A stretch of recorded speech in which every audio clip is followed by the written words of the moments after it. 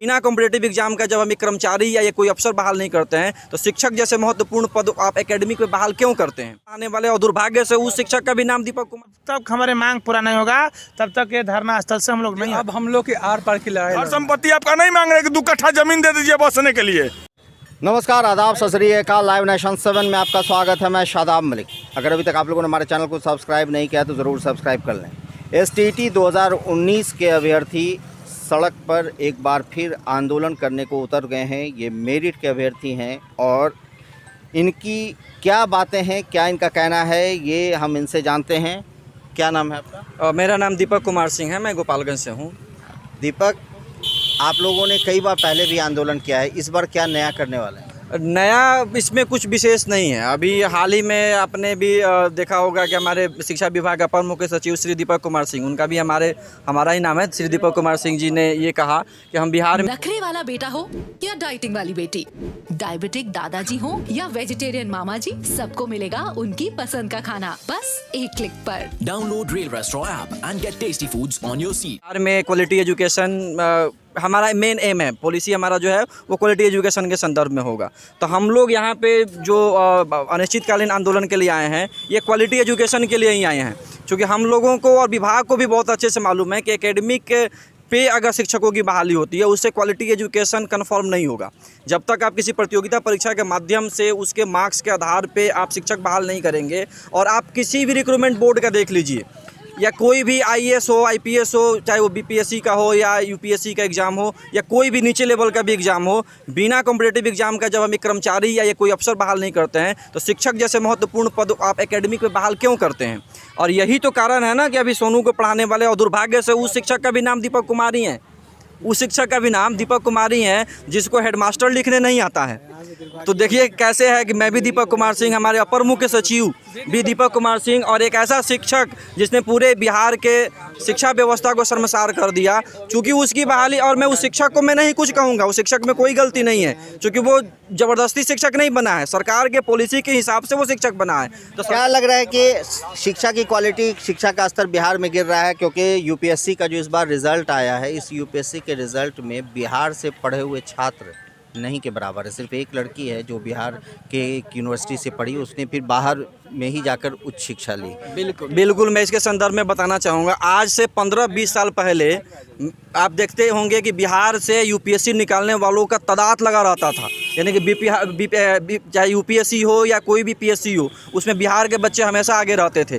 कारण था कि उस समय योग्य और BPSC के थ्रू एग्ज़ाम लिए गए शिक्षक के द्वारा पढ़ाए गए वो स्टूडेंट होते थे, और हम लोग भी उन्हीं से पढ़े हैं, उन्हीं शिक्षकों से हम लोग पढ़े हुए हैं, और उनके दिए गए एजुकेशन के बदौलत ही हम लोग आज सरकार ने STT की परीक्षा ली है तो हम मेरिट में शामिल हुए हैं। नखरे वाला बेटा हो या डाइटिंग वाली बेटी, डायबिटिक दादाजी हो या वेजिटेरियन मामा जी, सबको मिलेगा उनकी पसंद का खाना बस एक क्लिक पर। Download Rail Restaurant app and get tasty foods on your seat.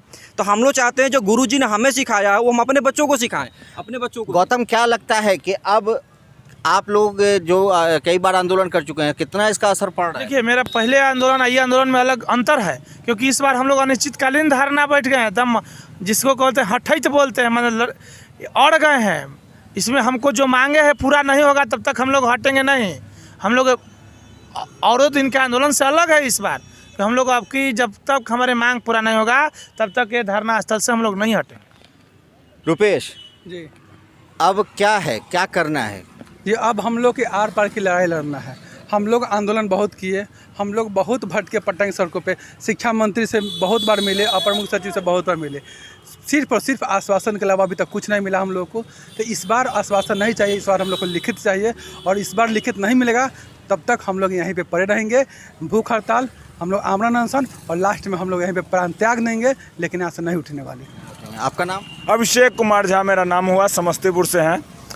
हम लोग का जो ये आमरण अनशन अनिश्चितकालीन धरना है, जब तक हम लोग को लिखित में नहीं दिया जाए तब तक हम नहीं उठेंगे।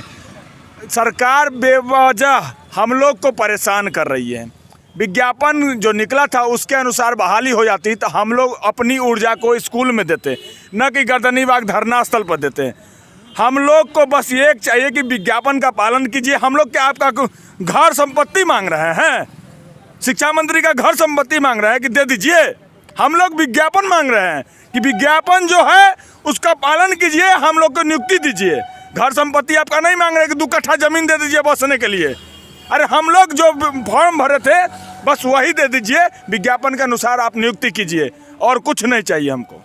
विज्ञापन साल 2019 में निकला था और उसी के आधार पर एसटीईटी के ये अभ्यर्थियों ने परीक्षा दी और परीक्षा में परिणाम आया और ये लोग मेरिट में आए। मेरिट में आने के बाद ये उम्मीद हुई कि इन्हें रोज़गार मिलेगा, मगर साल 2020 में सरकार ने चुनाव लड़ा। मुख्यमंत्री नीतीश कुमार 7वीं बार शपथ लेकर रिकॉर्ड बनाया और रिकॉर्ड उन्होंने कई बनाए।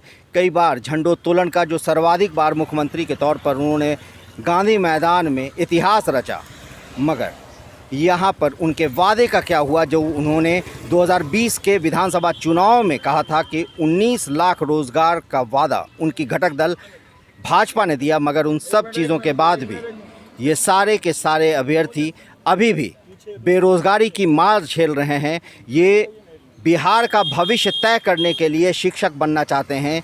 ये मेरिट में आए हुए अभ्यर्थी हैं और अपने मेरिट के आधार पर ये शिक्षक की नौकरी चाहते हैं। तो ये आप देख रहे हैं कि ये नारा भी लगा रहे हैं, ये सरकार से मांग कर रहे हैं, मगर इन सब के बावजूद सरकार तक इनकी आवाज़ नहीं पहुंच रही और यही वजह है कि ये अभ्यर्थी सड़क पर अभी भी दर दर की ठोकरें खा रहे हैं। बने रहे हमारे साथ, देखते रहे हमारा वीडियो। अगर अभी तक आप लोगों ने हमारे चैनल को सब्सक्राइब नहीं किया तो ज़रूर कर लें, साथ ही साथ चैनल पर हमें फॉलो ज़रूर करें। धन्यवाद।